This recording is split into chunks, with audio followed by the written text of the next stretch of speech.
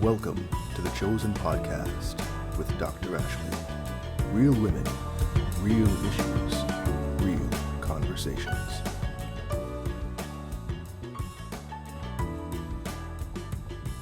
What's up, y'all? It's Dr. Ashley, and welcome to the Chosen Podcast. I'm so glad you're here, and today we're going to talk about one of my old pageant favorites called Sparkle Face. Okay, and it's not what you're thinking. We're not talking about bling. Now, I love bling and I love some sparkle, but that's not what we're talking about today. Sparkle Face is not about makeup. It's not about bling. It's all about energy. So today, my Sparkle Face oil is pink pepper. I love pink pepper. It smells amazing. I use this for breast detoxing. But I love it because it's calming to the nervous system, but it helps you to be more alert. And you don't have to be alert for this episode about Sparkle Face, okay? So when I was first competing in pageantry, my then coach, who transformed into my mommy, Miss Denise, taught me all about Sparkle Face. She used to always tell me, it's not the prettiest girl, it's not the girl with the best body, the best dress, the best walk that wins, it's the girl with Sparkle Face. And it took me a long time to figure out what she was talking about. I'm like, Sparkle Face, like big smile? Like what? What are you talking about? But no, like Sparkle Face is about presence. Like how are you showing up? How do you make people feel when you enter the room? That's Sparkle Face.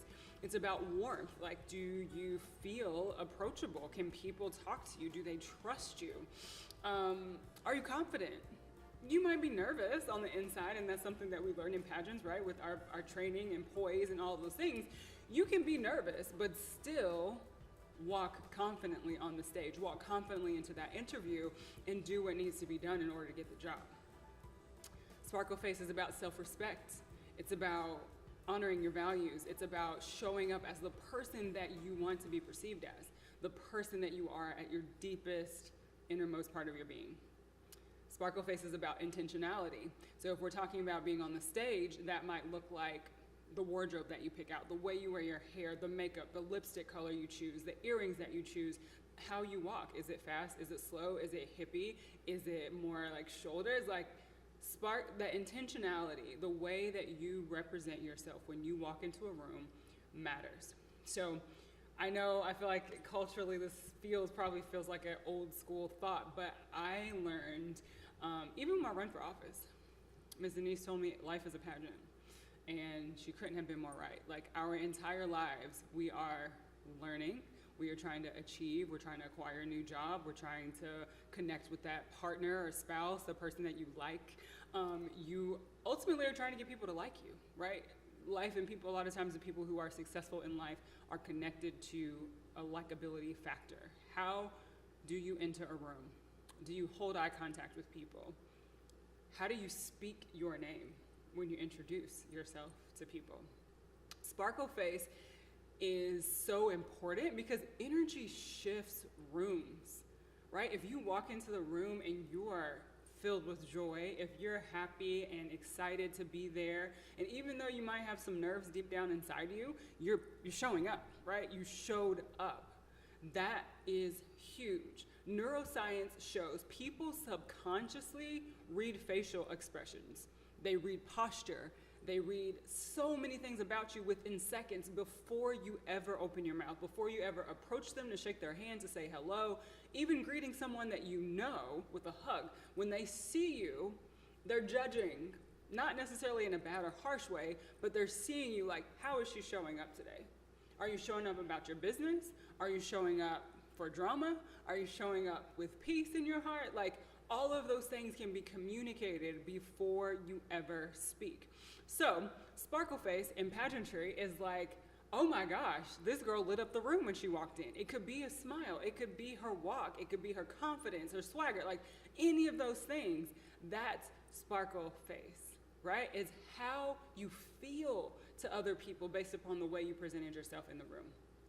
So, when sparkle dims, it's like you're going through the motions, right? You're tired and exhausted. You might feel bitterness because you're just doing stuff, not in alignment with your worth and what you've been called to do. You're just doing it, checking things off of your checklist. You start comparing when you're not wearing your sparkle face. You're looking at the next person like, ooh, look at her hair or her thighs or her shoulders or her relationship, or we start comparing when we're not being present and energetically sound. We start getting trapped in those unhealed wounds. When our unhealed wounds surface and manifest, we can't have a sparkle on our face because it's so deep inside of us. So I want to take a moment here and talk about this book that I love. It's called Feelings Buried Alive, Never Die by Carol Trueman. This book it's incredible because it talks about how the emotions that you never heal and how they can manifest into disease and illness. And so this is something that I've seen as a practicing nurse practitioner for the last 17 years. There's sometimes people come in, especially with digestive issues and chronic pain, and they've tried everything, they've run the gamut with medications, and nothing is working. We send them to, especially with the gastro ladies, send them to a gastroenterologist, they scope them top to bottom, come back, oh, everything's normal, but they're still having symptoms, their stomach still hurts, they're having all of these, gastro problems. Truly the root is emotion. I had a patient that had gone through a pretty traumatic divorce, and she ultimately ended up with breast cancer. And she told me that she believed that cancer developed in her body because of the bitterness and anger she held towards her ex-husband and how she never allowed herself to heal. She didn't want that for me, right? When I went through my divorce, and she was like, you have to do some emotional release work. You have to do some deep prayer and healing work so that you can move on in a place where you're peaceful and you're not angry and you're not projecting those things onto the next person that you meet, right? So, feelings buried alive never die. We cannot enter a room or live our lives with sparkle face if we are constantly bogged down by the past. So that's one of the ways you can tell if you are actually walking in and wearing your sparkle face. And hormone imbalance. Y'all know that's my specialty. But when your hormones aren't right, you're going to be exhausted, you're not going to feel great, your moods are going to be all over the place, and guess what? There's no sparkle face there. So God tells us we are the light of the world, right? We are God's chosen people. Light does not apologize for shining. It doesn't matter the situation, it doesn't matter the location. Your job is to be a light. In this chosen life, our homework is to figure out how to be a light in every room you enter. It doesn't have to be dramatic, although I love some drama. It doesn't have to be a dramatic entrance like that. It doesn't have to be, something big. It can be subtle. But your energy should shift the room toward the positive. And ask your friends, ask your partner, ask your kids. They'll tell you. Are you showing up with sparkle face? Are you showing up and changing the room for the negative? Okay, so some practical sparkle reset tips. Okay, the first thing is to regulate your nervous system before you enter a room. And this is something like I've talked to you guys about, having a solid morning routine. That's something that's really important and could be an easy way to kind of start your day with this bright sparkle on your face.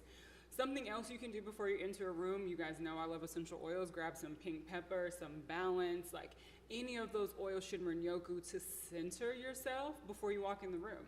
You can also put a drop of peppermint under your tongue, and I guarantee you can't be mad. When you have a drop of peppermint, you are going to sparkle and your breath's gonna smell amazing.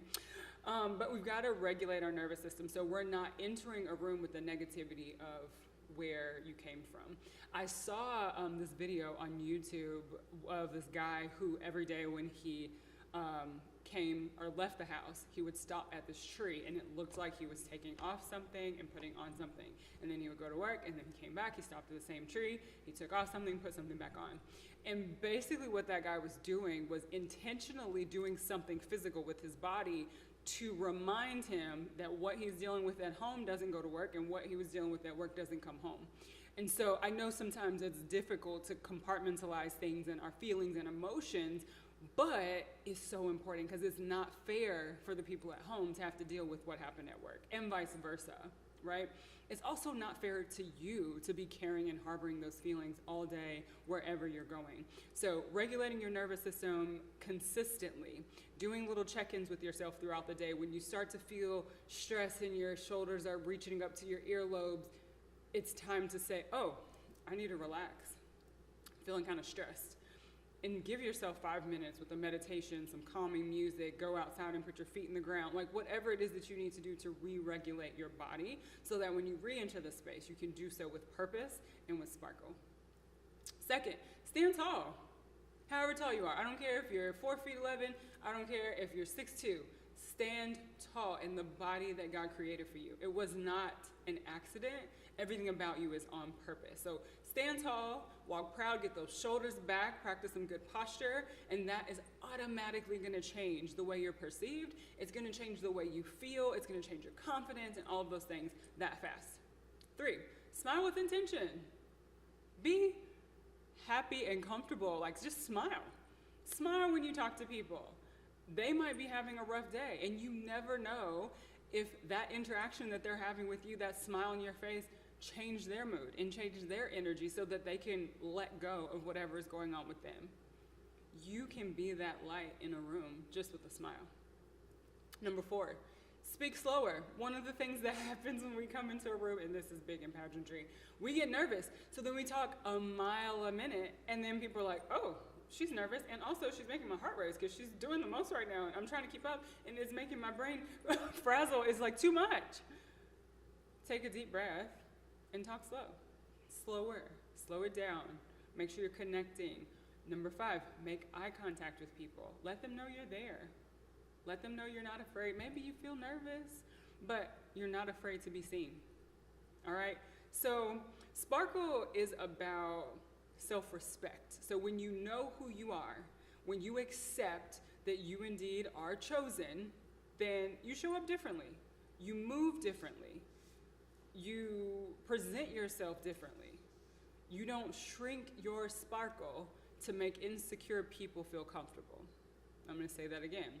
You do not shrink your sparkle to make insecure people comfortable.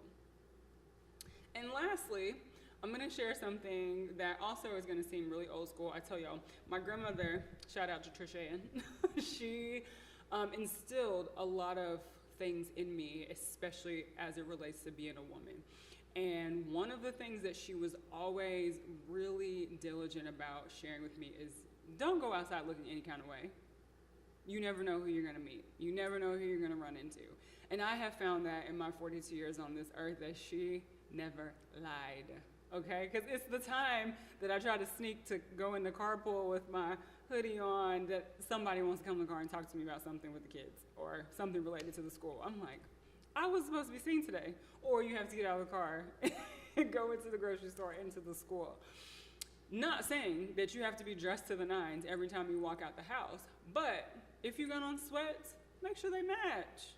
Make sure you don't have your house shoes on. We're not going outside with bonnets in 2026. That is not living chosen, okay? It matters when you enter a room, the energy you bring with you. And like I said, people make decisions about whether or not they want to work with you based upon the way you present yourself. Is it fair? No. Especially as a woman, it's not fair because I don't think men are judged as harshly. But it is the way of the world.